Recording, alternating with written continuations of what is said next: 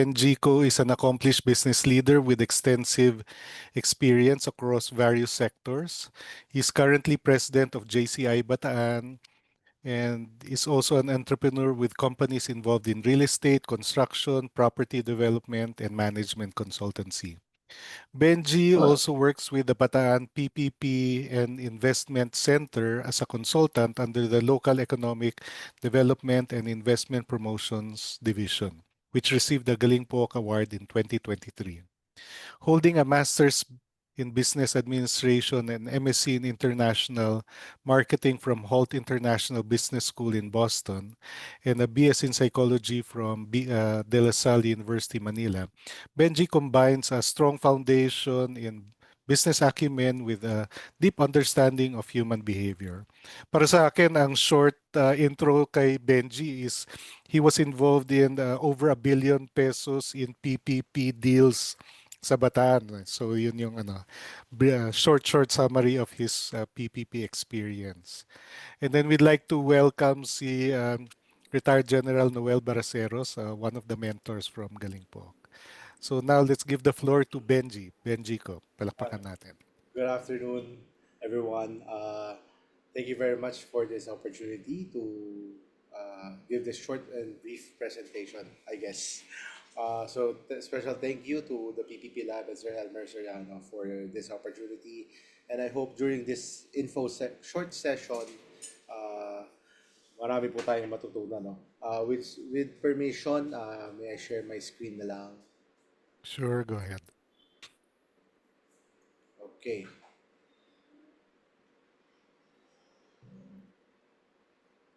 Yeah, can you all see my screen? Yes, yes.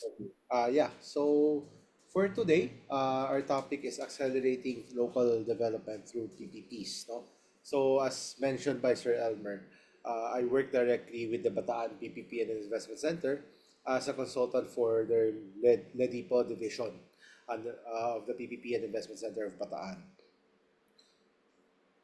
So, in Bataan kasi, we've been able to pioneer PPPs as a leverage for our investment promotions because we saw the growth opportunity that PPPs did, particularly with countries like Singapore and even in the other first world countries like the United States. But because of that, our visionary leaders, particularly our former governor and now Congressman Abel Garcia, and then his brother right now, Governor Joet, has really strengthened and tried to always empower our office to be uh, to spearhead PPPs in Bataan. So because of that leadership, we've been awarded the Galingpok Award for 2022, not 2020. Sorry, Sir Albert. But and also, because of our let's just say experience with PPPs, and we were able to leverage uh, that investment opportunities for our for investments. We've been awarded the most business friendly province in 2018, 2021, 2023, and most recently 2025. So we are in the Hall of Fame already of the Philippine Chamber of Commerce and Industry. Of course, and because of this, we have the highest locally sourced revenue in the country and a consistent awardee of the Seal of Good Local Governance for the past few years. Like I said, no, in 2022, we were awarded by the Galingpo Foundation because of our Bataan PPP program. And we've been able to do this, and part of our vision is to strengthen PPPs is because we have this what we call 100-year sustainability plan of the province of Bataan. So as I think na nahalata nyo naman na most of my uh, content sa presentation is tailored towards Bataan kasi I believe that Bataan has practiced good PPP and has been able to do PPPs on a consistent basis. So so because of this 100-year sustainability plan, which was conceptualized way back in 2015, we've been able to identify particular projects that will enhance the growth and development of our province. So as you can see, our location kasi it is actually at the mouth of Manila Bay. uh, we recognize from the start pa lang na Manila Port and Batangas Port, puno na yan. So we want to establish a deep sea port, which we've been able to not implement, but what process a PPP for that. So nandito siya. So the goal here is to decongest Manila Port and Batangas Port. Kasi both of those port can only accept yung mga feeder vessels. But with our location kasi uh, we are able to accept Panamax vessels similar to the ones in Singapore and Hong Kong. And then other than that, of course, the Bataan Cavite Interlink Bridge, which has started already, phase one this start of November, which will connect us to which will connect Bataan to Cavite. So that bridge alone would connect us to Region 3 already. So this will affect logistics in a positive way wherein most of the trucks that coming in from northern Luzon, they don't have to go through the congested EDSA. No, so the goal is the luluwag ang EDSA. And because of this development, two primary developments that we already have, we are now pitching the third big project of Bataan, which will involve Bulacan, Pampanga, and Metro Manila, which is the Manila Bay Coastal Road Dike.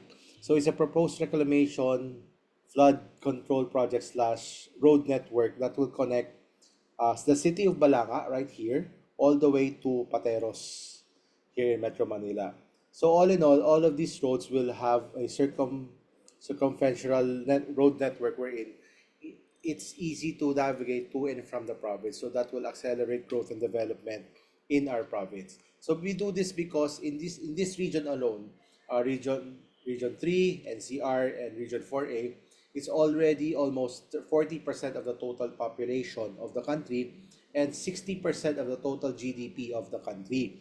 So with the congested nature of Bulacan and Pampanga, we already envisioned na Bataan is next in the development. So we are already preparing for that expected growth. So part of that development talaga is the usage of the PPP law. And because of this planning, no, we've been all consistent in terms of per capita GDP. We're constantly at the top. And of course, because of our expertise in PPPs, we've been able to grow and establish a very good uh, living experience for our citizens in Bataan. So let's go through na nitty-gritty, no? As I mentioned, this is a quote-unquote short presentation, but I believe that this is a very informative, a very helpful for other LGUs to actually implement properly. So I'll go through RA 11966. This is an act providing for the Public-Private Partnership Code of the Philippines.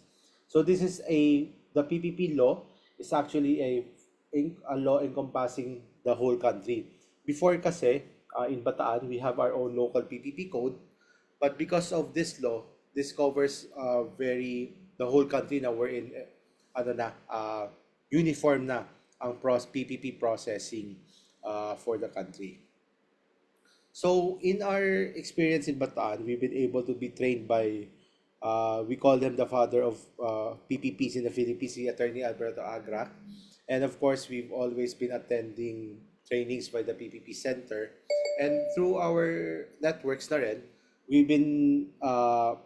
I myself was a certified PPP professional by APMG International, SMU, and Infrastructure Asia, and the World Bank. So, uh, we saw the need talaga to empower not just me but my fellow colleagues in Bataan to be ex-PPP experts and certified PPP professionals. So we've been undergoing those trainings as well.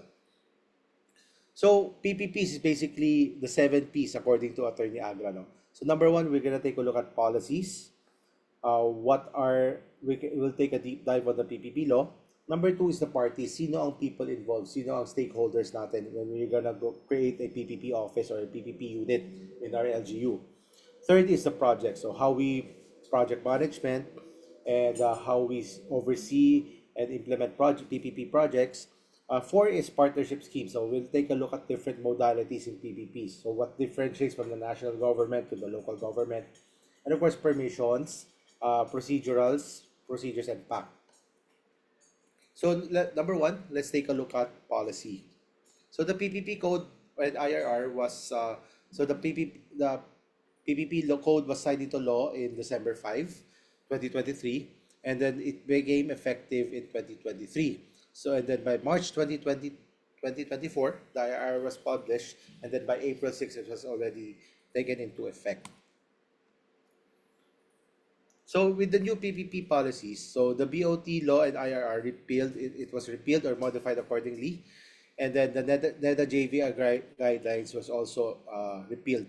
So in terms of the PPP guidelines and PPP ordinances, it can also be modified accordingly depending on the LGU. With the existing contracts, it is already governed by the agreements as stated on their running agreement. So, hindi naman ma-affectuhan yung current PPPs natin in the country. So, in definition of PPP is basically a contractual arrangement between an implementing agency, which is the LGU, and a private partner, which is the private proponent.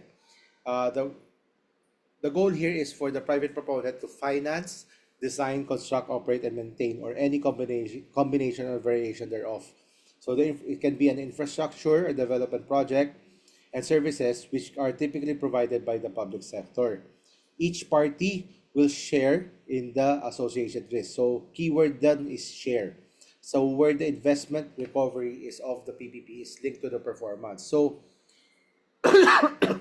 basically, in short, basically ganito lang yan. If the PPP performs well, kailangan ano siya, has to have income generating aspect of it. If it's not performing financially well, then that is a problem that needs to be addressed by the PPP.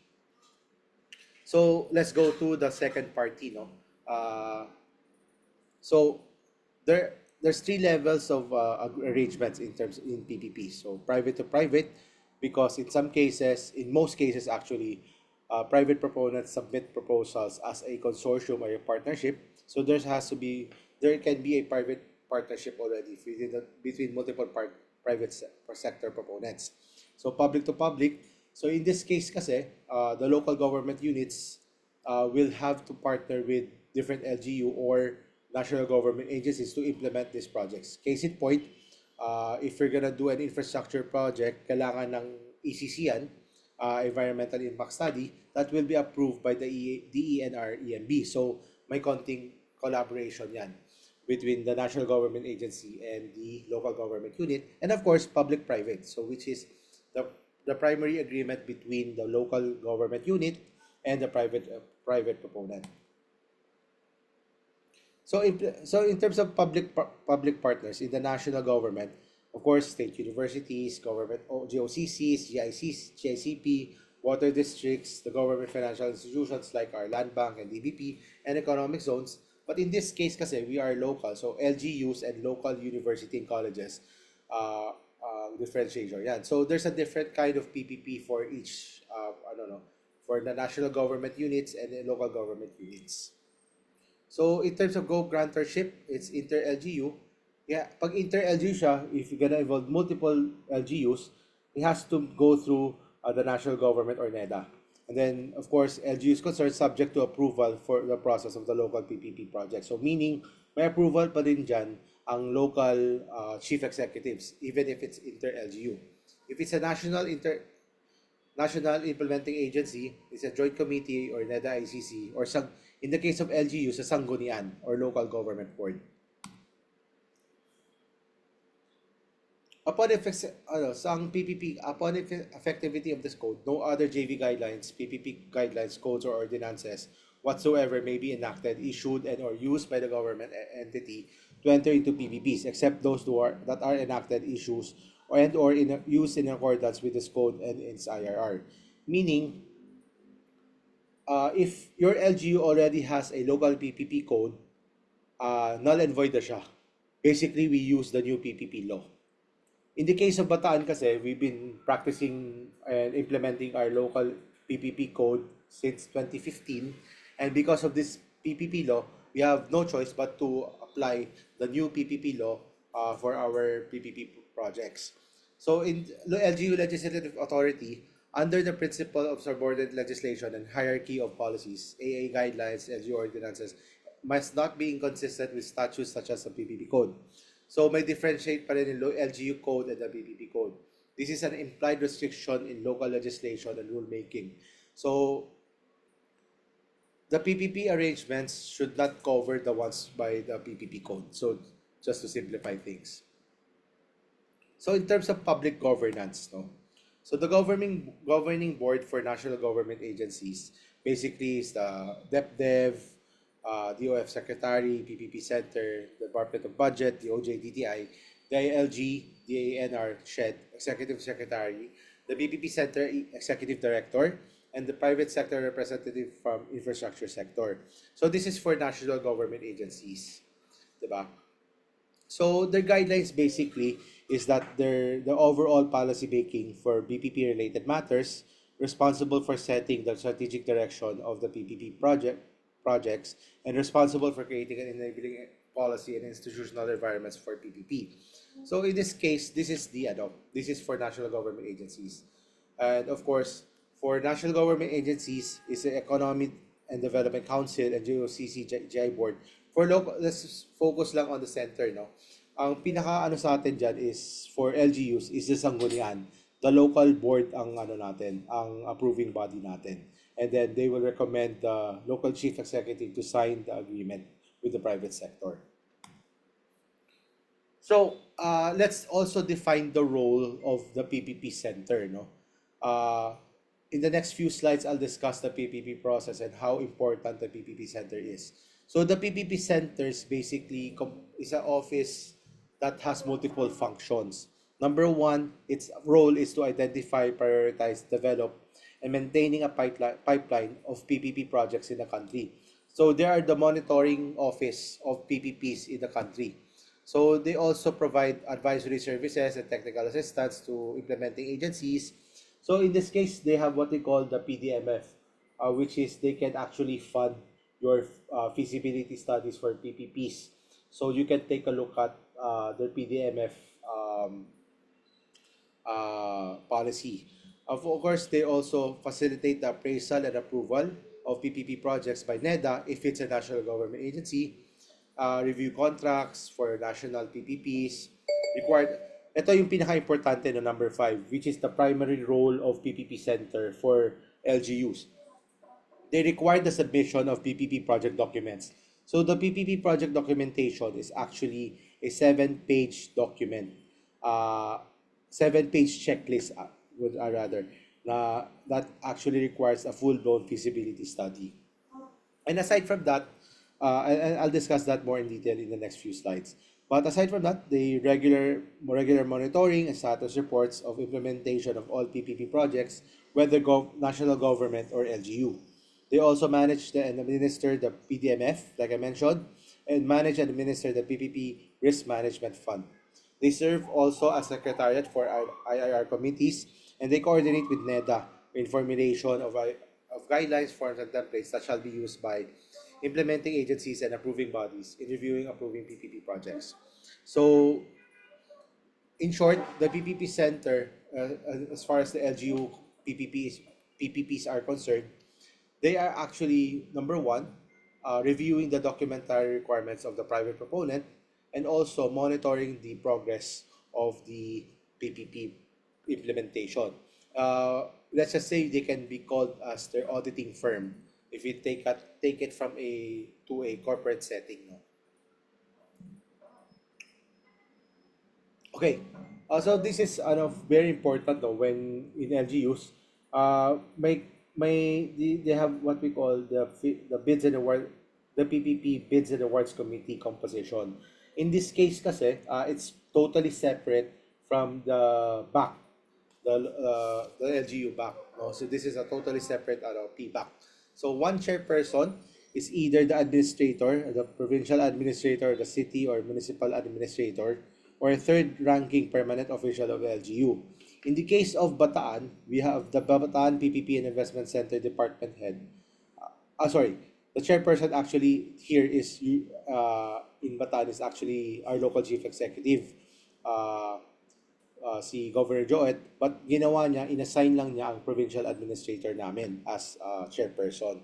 And then also in our case, we have a co-chairperson is one representative from the Sanggunian, which is the that handles the economic development committee. And then of course it composes of our LGU treasurer, LGU planning, OPPDC, LGU legal officer, a representative from and selected by the local Sanggunian. In our case, we put it as our co-chairperson, and then we have our two representatives from civil service associations, and of course our tourism office is also part of our PBAC. This is the case, sorry. There was a change already in the chairperson actually. Administrator na ang naging chairperson namin, so I have to change this. But this is the PBAC composition of the province of Bataan. As you can see, it's composed of different government department heads and also two representatives from our CSOs. So non-voting members and so we have our ready office, which serves as a secretariat also. A representative from the PPP Center is always invited when we have committee hearings. And then two representatives from the CSOs and then regulatory bodies. So silang non-voting members natin. In terms of observers, for the sake of transparency, we have a representative from COA, the LG, NEDA, and any SEC registered association related to PPP projects. So in terms of in Bataan, we also created our advisory members aside from our PBAC. So this is not requirement no, by the PPP law, but we just put it as a ano. And of course, our three district representatives, another member of our CSO, members, representatives also from the national government agencies, from DPWH, and also from DTI.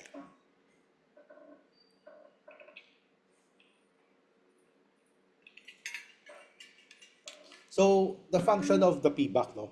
Number one, they prepare the tender documents, which actually the secretariat prepares for the PBAC for approval, publication of the invitation for pre-qualify or bids, which is the Swiss challenge, pre-qualification of prospective builders, which again the Bataan PPP and Investment Center functions, and conduct biddings, evaluation of bids, and resolution of disputes, and any recommendation for the acceptance of the bid and or award for the PPP contract.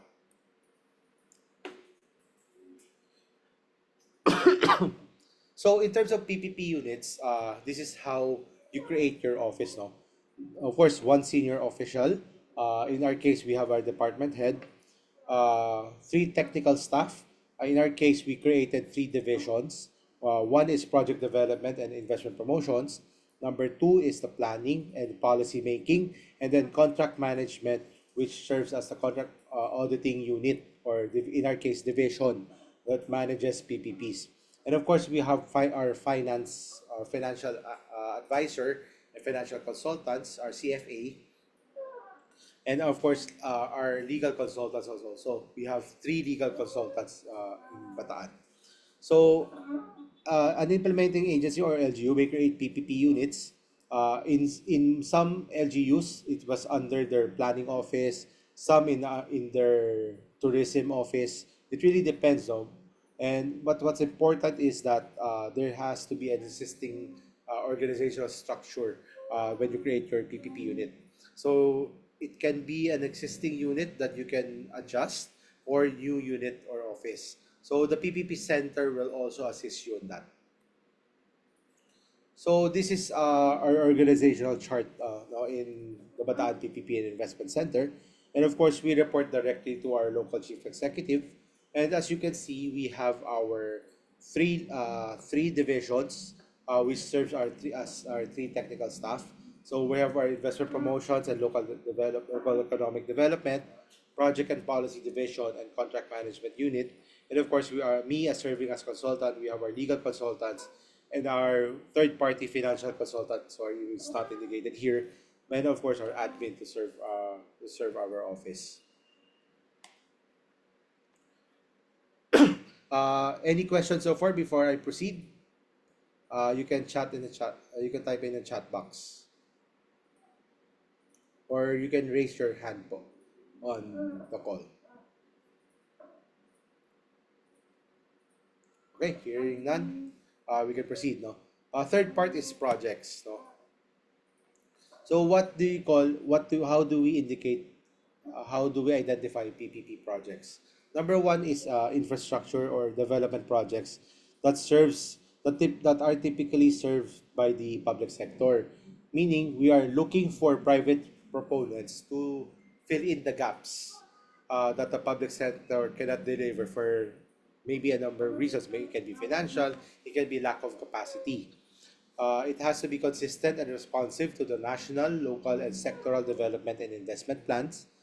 Part of the list submitted to appropriate oversight agencies, DepDev, your Regional Development Council, your Sanggunian, and the PPP Center.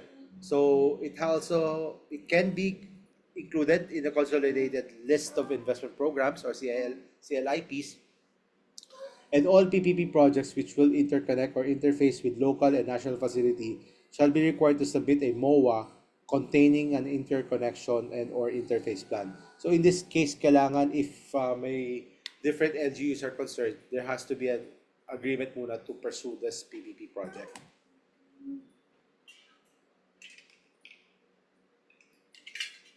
So, in terms of consolidated list of investment programs or CLIPs, has to be submitted to DepDev and PPP Center within 30 days of IRR effectivity. So it has, without prejudice to unsolicited proposals, if not submitted, excluded from list of PPP projects. So for local projects or local government units, we can submit that to the DepDev, RDC, and PPP Center and the local Sanggunian. So information needed, so project description of the project, indicative project cost, the location, plan or investment program where the PPP project is included, status of the project, development costs, and then recommended objectives, goals, and desired outcomes. So CILPs usually is handled by the planning office, or and in this case, I think majority of the LGUs in the country have already complied with this. So I think there's no need. I think there's no need to go into this muna, no? In PPPs kasi, there has to be called VFM or value for money.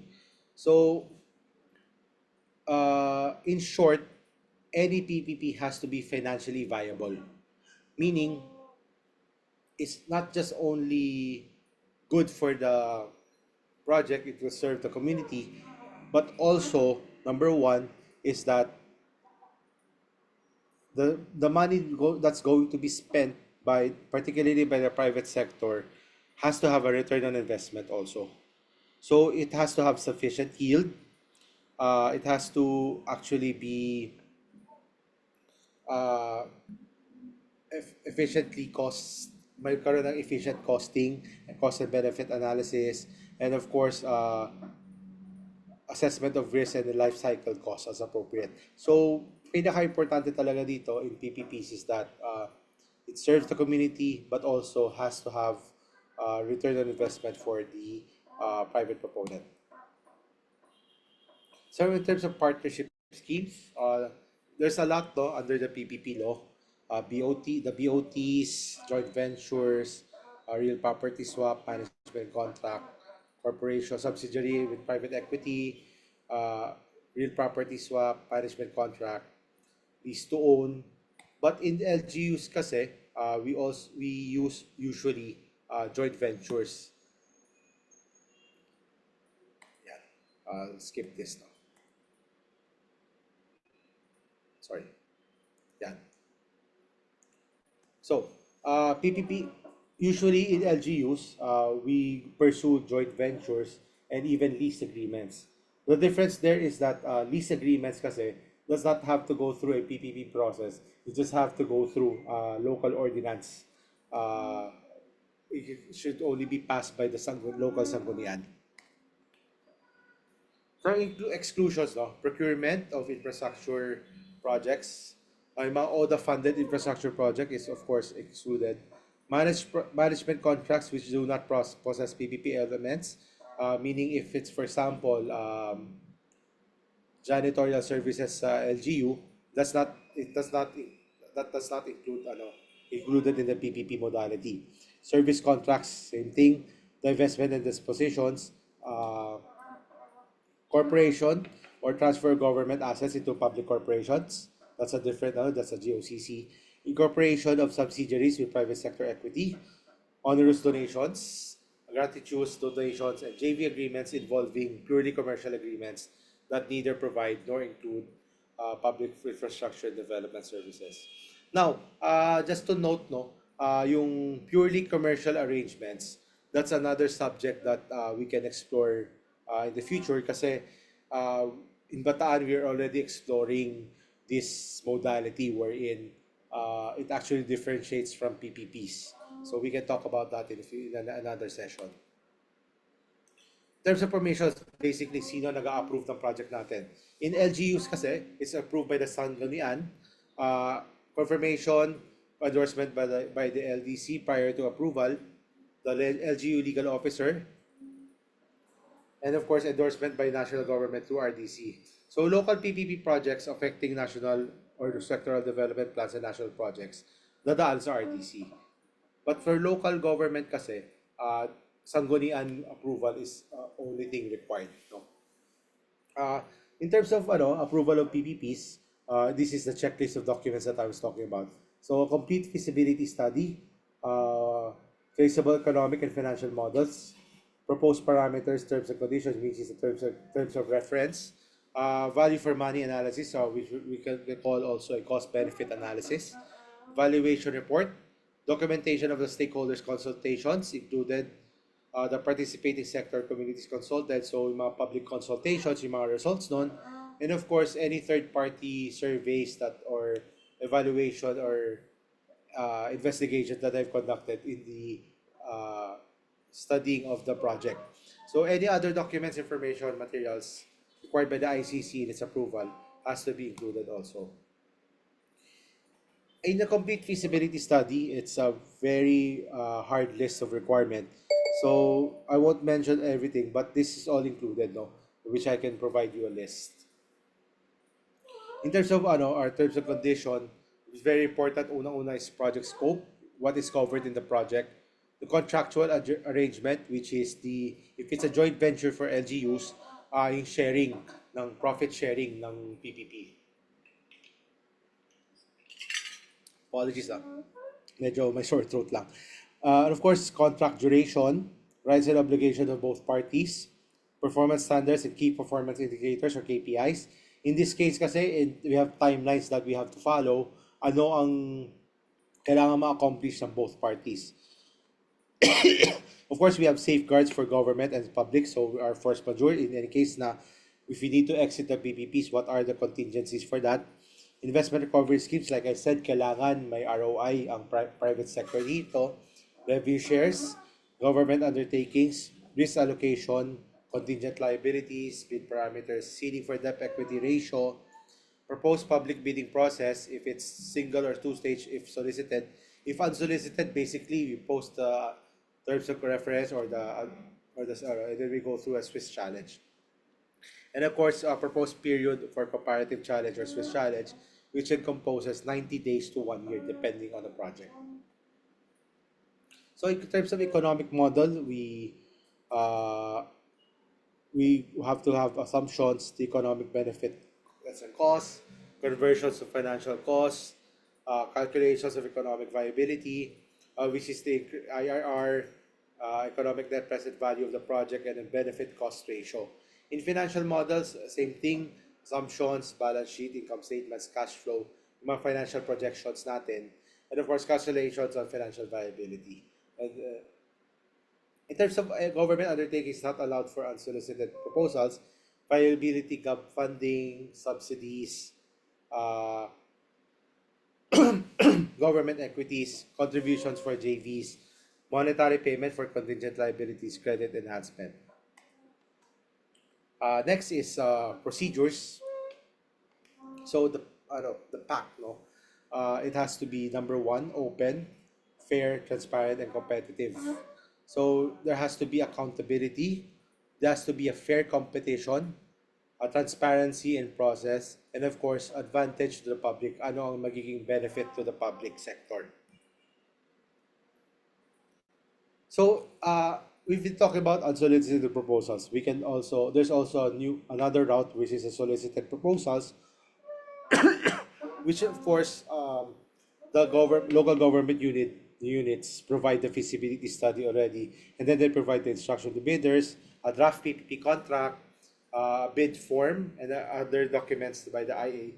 Meaning, may terms of reference na kayo, ipopost nyo lang, and then you can solicit bidders already. In this case kasi, what is limited to this is that gagastos ng malaki ang LGU without any assurance na may taker ang project. So, mangyayari dyan is that if there are no bidders available, magiging loss investment for the province or LGU. Uh, the, the PPP sender, going back to the PDMF, they provide a template and a process wherein you can avail up to 20 million pesos for the feasibility study. So if it's a for the public sector, when you're initiating the solicited proposal, it's a single stage or two-stage qualification depending on your preference. So it is a manual or electronic bid. So the implementing agency has the right to reflect any and all bids, waives and any defects which do not constitute a material deviation, reservation, or omission. So that's different. This is totally different from a regular procurement, no? So the IA actually still has the right to review any proposal. It doesn't have to be quote unquote the cheapest proposal, but rather the best proposal.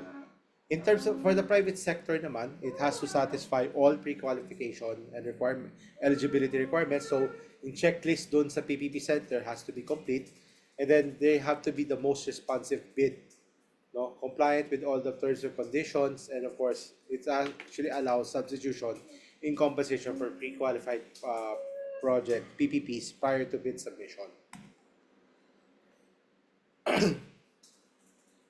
So we can skip this, no. So in solicited proposal, in failure bidding, walang na-receive and no agreements were signed. In single compliant bid, so after advertisement, one bidder is applied for pre-qualification but only one met the pre-qualification. Meaning, isa lang nag-apply, isa lang nag-approve. Yeah.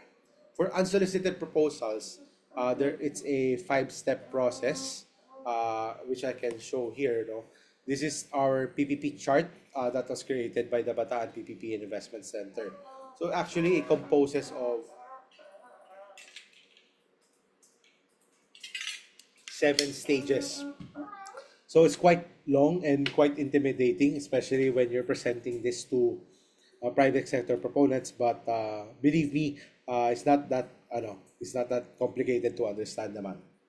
So of course, step one, you prepare the unsolicited proposal, which includes the feasibility study, and you submit it to the PPP center. On step two, PPP Center checks the unsolicited proposals. It checks the completeness of the documentary requirements.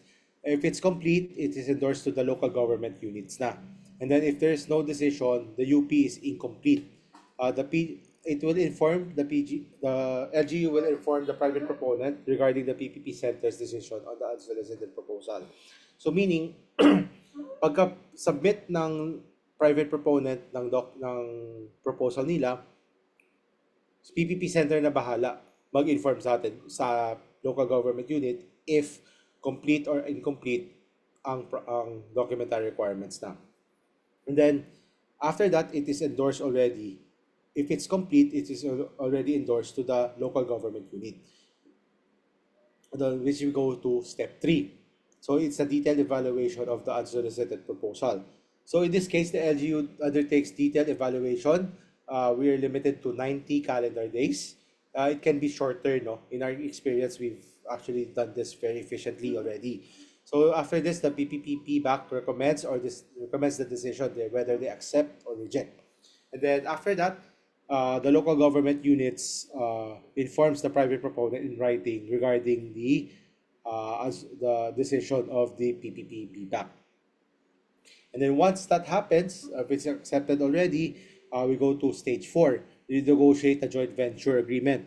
No, so we have 30 to 80 days to 150 calendar days, depending on the negotiations. And then if it's successful, the local government units confers the original proponent status, which is valid for 1 year. And after that, the unsolicited proposal are submitted to the Sanggunian for approval.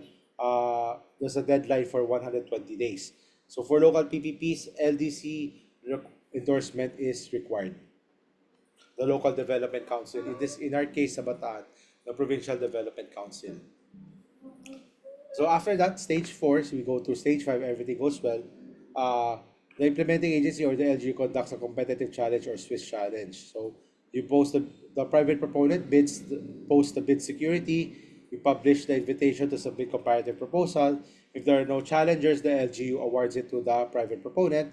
If there is a qualified challenger, the challenger is given 90 calendar days, not exceeding 1 year, to submit a comparative proposal.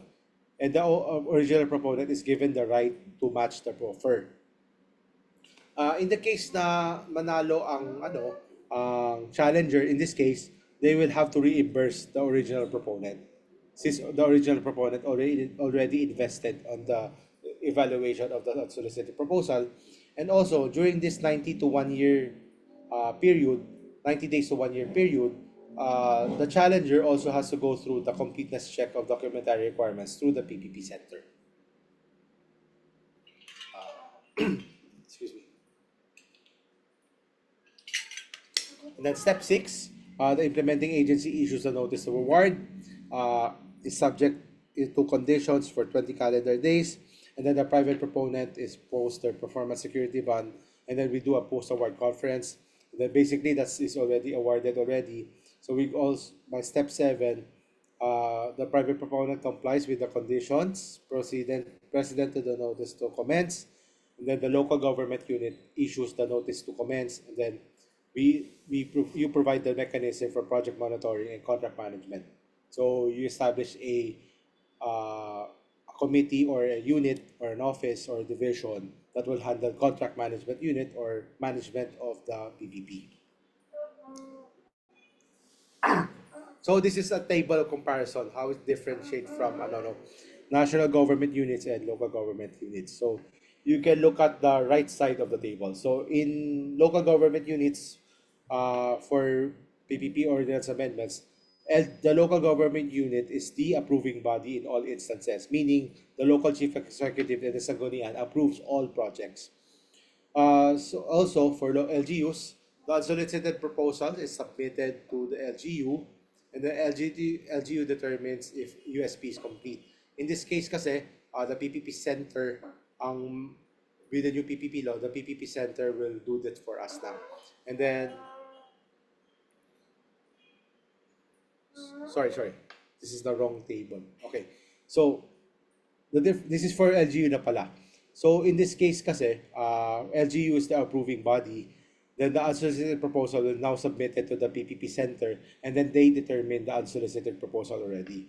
And then it has to, before kasi in Bataan, we did in our local PPP code, pre-feasibility study or business case can suffice na.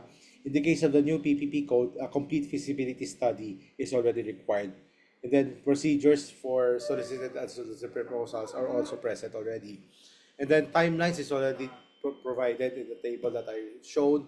And then for ROR excess, it's remitted to the National Treasury. In this case, for the local government, is shared between the local government unit and the private party.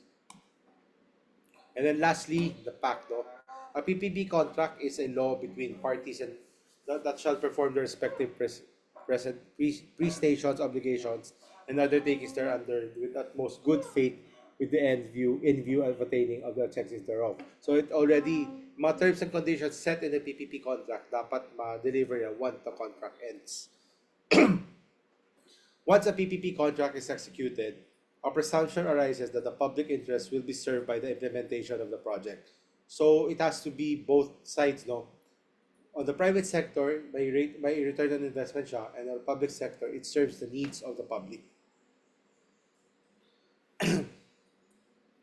So, if there are need to be amendments in PPPs, changes in the agreed schedule parameters, it can you can be there has to be stipulated already in the PPP na may conditions now for changes. So, decrease in the implementing agent's revenue or profit share derived from the project is okay, as long as it's allowed under the formula approved by the relevant regulatory board or approving body. In short, as long as approved by the local government unit, if there are decrease in changes, okay lang yon. So, if there are changes in the scope of work, decrease in performance standards, and deferment of committed service levels of contract arrangement, it has to be it's still allowed under the contract, provided that there are is agreed upon by all parties involved. Any variations, any amendments, same thing. Has to be a shared agreement between all parties. So in terms of liability, downgrading the category for project cost is very relevant in today's issues, no? So submitting any false information, neglecting or refusing to act upon the USP within the prescribed period, performing any acts which restricts transparency, withdrawing a bid after it shall be have been declared winner, or refusing award without just cause for the purpose of forcing the IA to award the PPP contract to another bidder, and then violating provisions of the approval projects, solicited and unsolicited proposals, JV amendments, divestment, conflict of interest, and confidentiality information. And of course, any liabilities or rules under the Anti-Graft Corruption Act.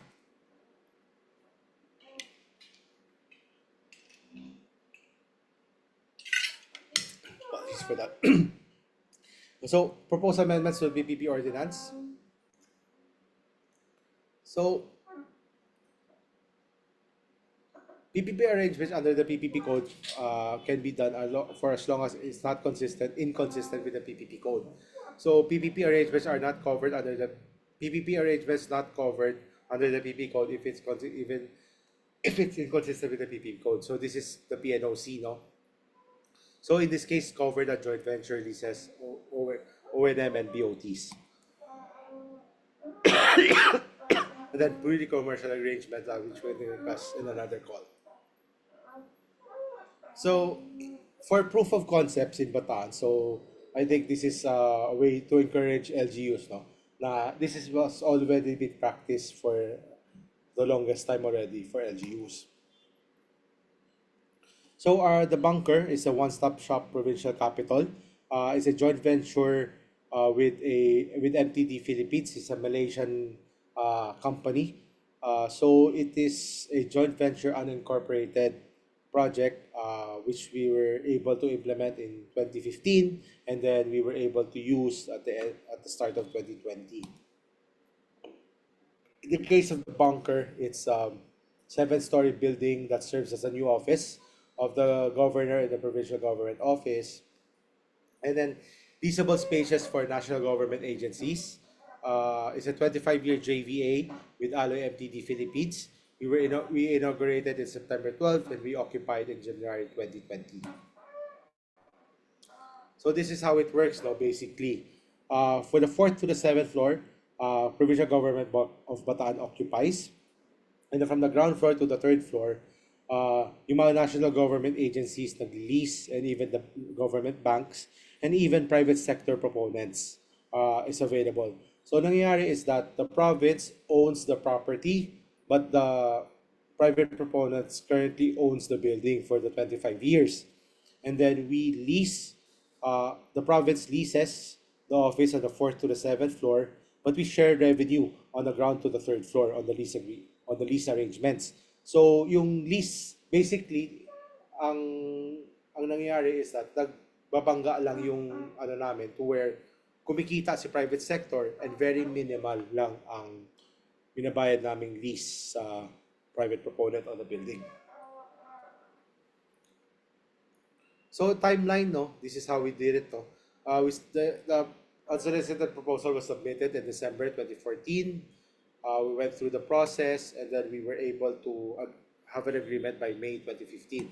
So we were able to finish this in basically 6 months, 5.5 months to be exact, even with the holidays during that time.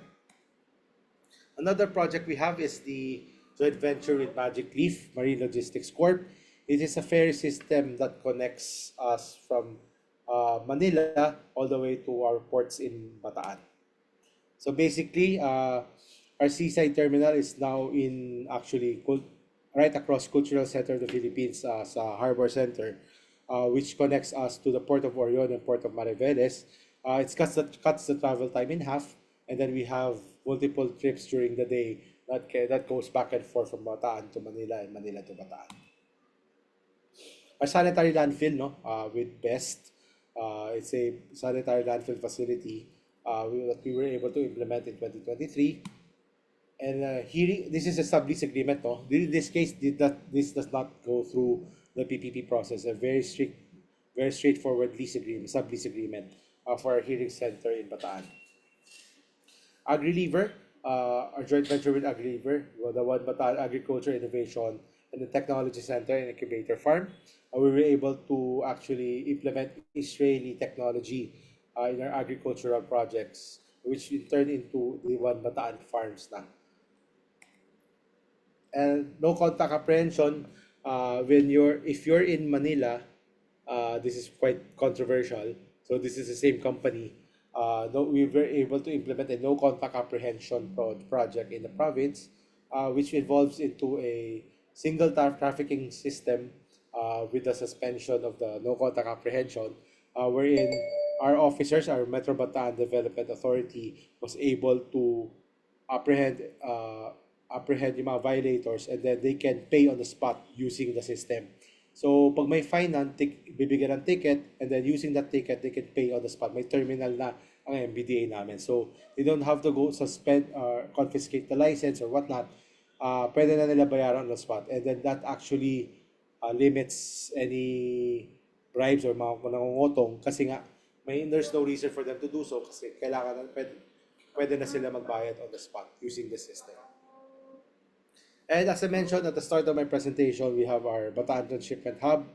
We issued a notice of award in 2023. We are just waiting for their ECC, and then we can issue the notice to proceed already. In terms of priority projects, green energy, smart mobility, and economic development. So we've already implemented in our CLIP is the school-based solar panels, truck stop for renewable energy, LGU e-mobility, hotel project, Asisiman Seafood Market, and the Bunker 2, which will compose our health and justice system. And the bunker is actually just phase one of our agreement with Alloy MTD. So we still have our hotel and commercial area on the left side, offices and school buildings to support our Bataan Peninsula State University, and then our housing development at the back end. So PPPs in Bataan, we've already talked with different companies as encompasses here.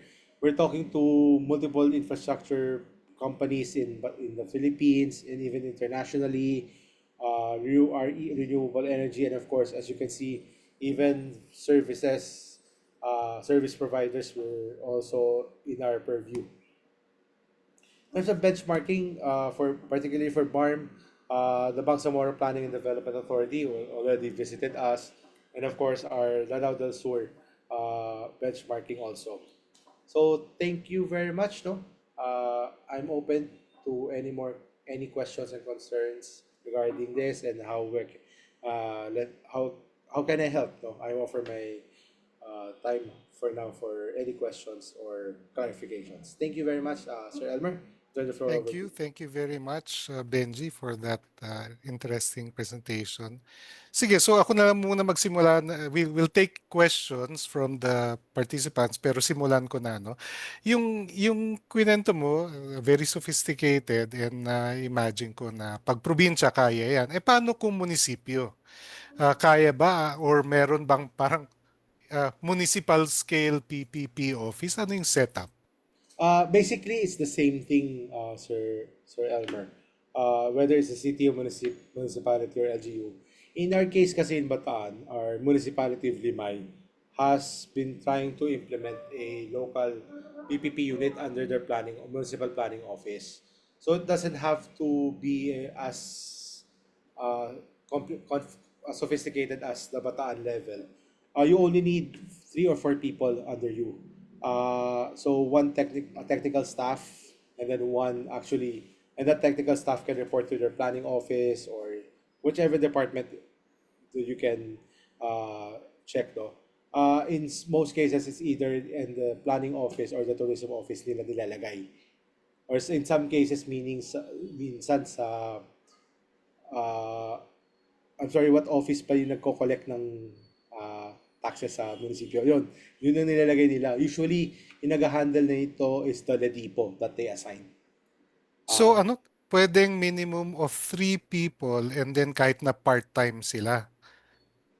Not part-time, but kailangan mag-hire talaga ng additional project. Mga PDO 1 and 2 that can report to a department head that will handle the PPP.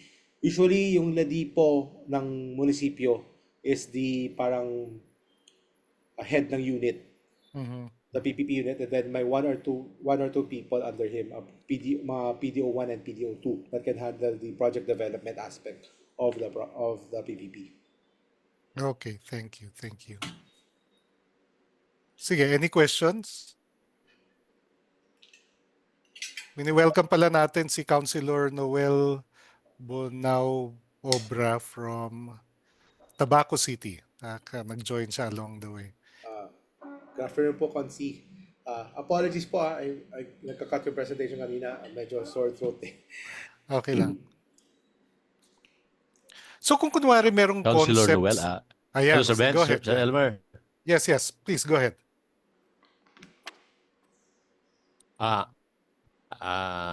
I think si Engineer Noel, baka may katanungan. Kasama ko po siya sa Sanggunian from Tabaco City. Engineer Noel? Nakamute ho kayo Sir Noel. Nakamute kayo.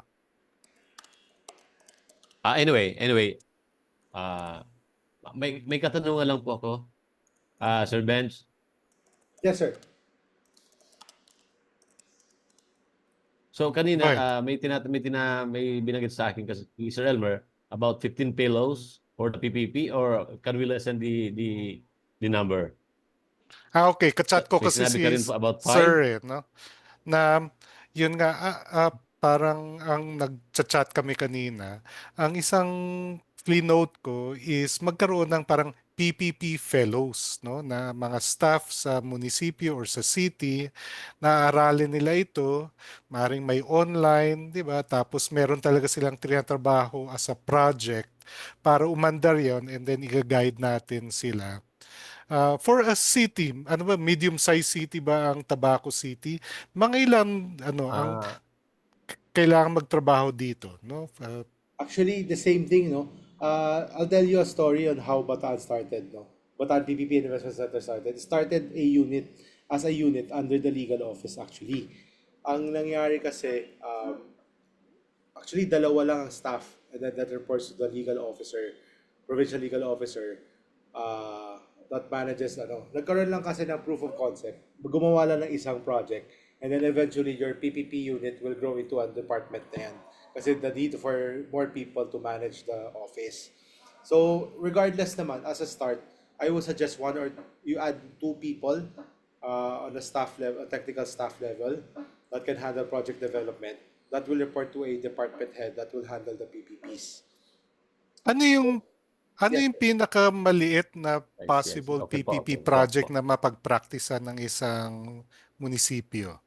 Para lang magkaroon na sila ng first PPP project na relatively easy to process.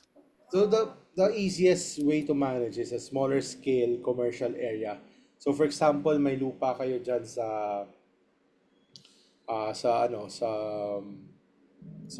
city hall or sa municipal hall nyo. So municipal area nyo, you offer your property as equity, and then you offer it as joint venture, wherein the private proponent creates a commercial area, and then you share on the revenue of the lease, similar to the bunker, but a smaller scale.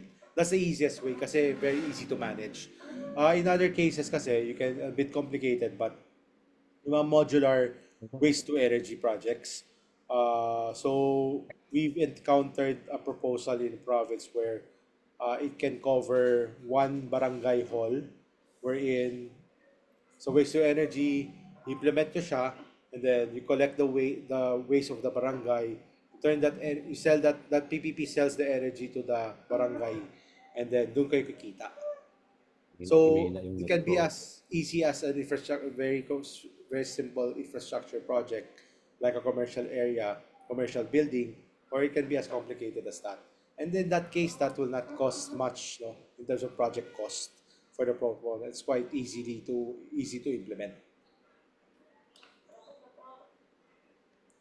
Thank you.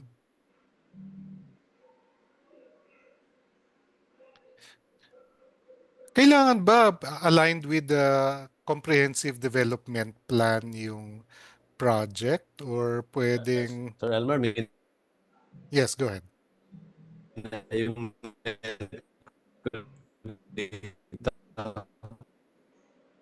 anyway, I have another question sana. Yes, sure. Go ahead. We have ongoing PPP, which is for posting na siya for 90 days. But then, ito po ay about 200 million. It's a housing a project. It's a three tower, 5-story each. Under ano to eh. We have a lot. PH. Then ito ay For for PH posting po. na. Oo. Opo. So, yung 90 days, hindi pwedeng i-shorten yon. Actually, are you talking about the uh, sa Swiss Challenge or comparative bid for comparative proposal? Yes, sir. But actually, it's unsolicited, sir eh. Unsolicited. So, anong stage na po kayo? Yun, magpo-posting na kami for 90 days. Under the law po kasi, yes, it's already the shortest is 90 days. 90 days, oo. Oo. In the case of Bataan kasi dati, ginawa namin 30 calendar days lang, kaya medyo mabilis yung process. I see. Oo. Yes po, sir. It's 90 days po talaga under the PPP law.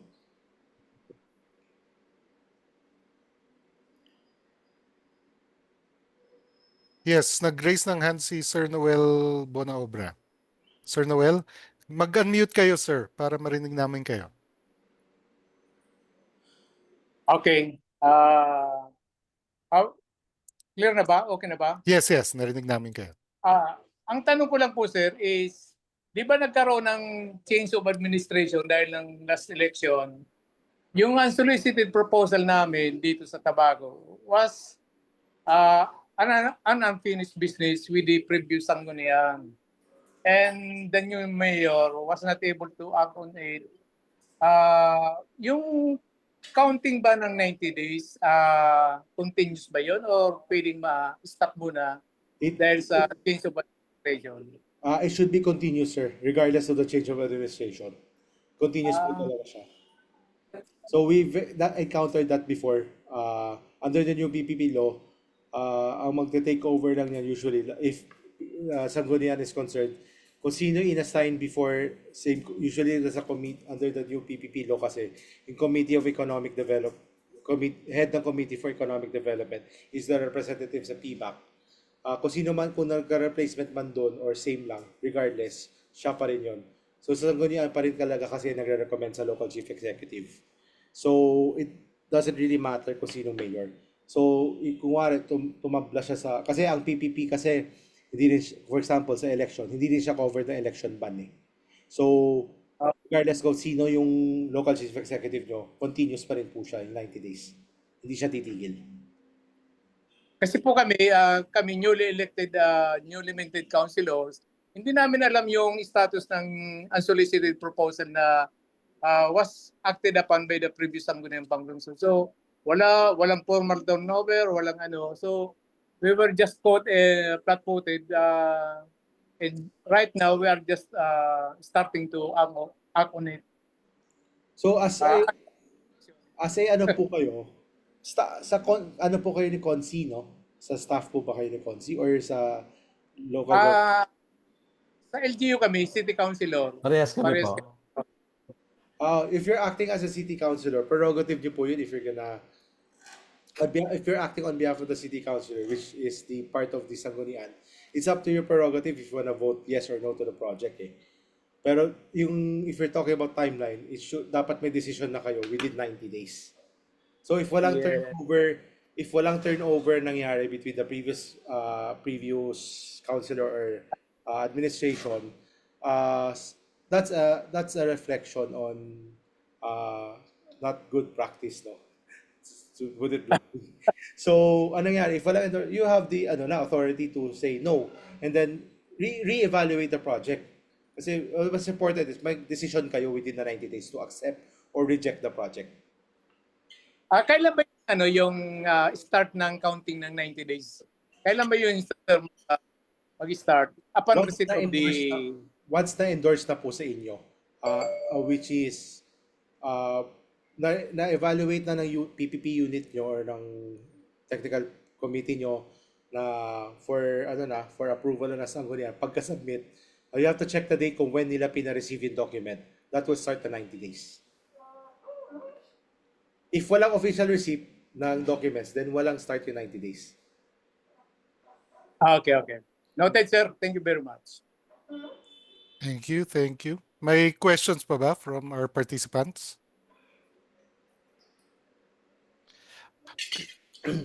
Yes, Sir Bon. Sir, sa amin kasi, wala pa kaming PPP back. In that case po kasi, sa province po ba or sa... In that City po, province city. po ba? Sa city. In that case po, it has to be endorsed to the PPP center and in this case, i-endorse niya kayo sa local development council nyo for approval. In this case po kasi, before nyo i-enact yan, I would highly suggest na may PBAC na po kayo inform, which has to come from the Sanggunian approval ng city council po yan. Mag-implement na po kayo ng PBAC nyo. Kasi pag in the case po in-endorse sa LDC or sa local development council, tatagal po yung process. Kasi quarterly lang ang meeting nila. So, tatagal talaga.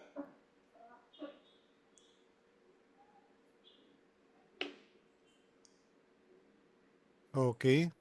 Meron pa ba tayong tanong?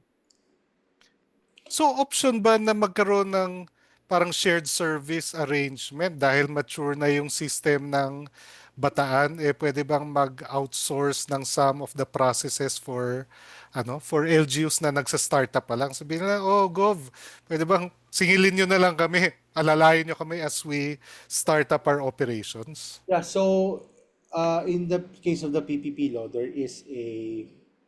I have to check kung may provisions for independent consultants. But in other cases, kasi sa local government code, LGU code, meron eh.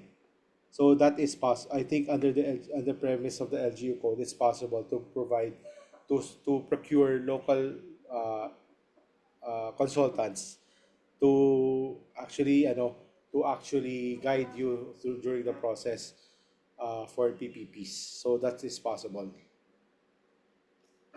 Okay. Any last questions? Okay na po, sir. Sige.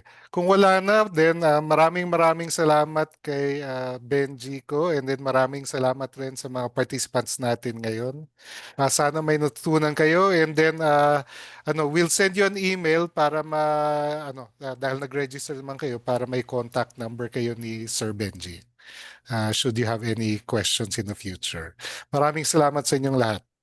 Thank you. Thank you very much. Thank you. Thank you very much. Thank you. Okay, thank you. Is